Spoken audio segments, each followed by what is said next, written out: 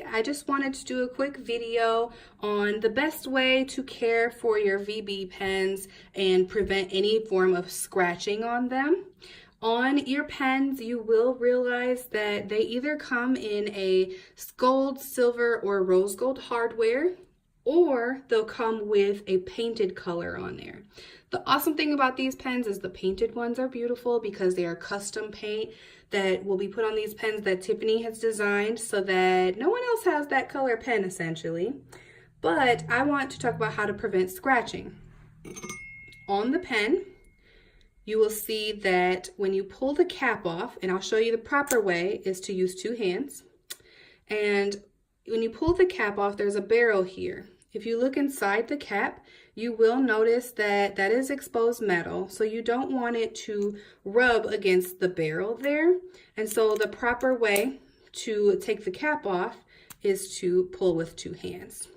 Some people will pop it with one thumb and their finger, and then what happens is, if you'll see there, it rubs. And then if you can see on this pen, it creates some scratching.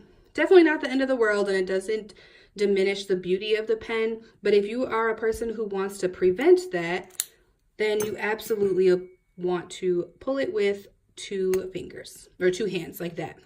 And also, if you notice on the painted ones, you'll notice it even more if there is any scratching because it'll show the metal underneath the painting. So you'll want to prevent from any scratching by using two hands. I also will use this as an example that when you pull off the top, some people like to stick their cap on the back of their pen. That is a normal thing for people to want to do. You absolutely can do that if you want to, but to try to prevent scratching by any means, I usually just set it on my desk or I'll hold it with my other hand and write just to prevent any scratching. Reason being is if you put this on there, some people will like twist it off or again use their thumb to pop it off.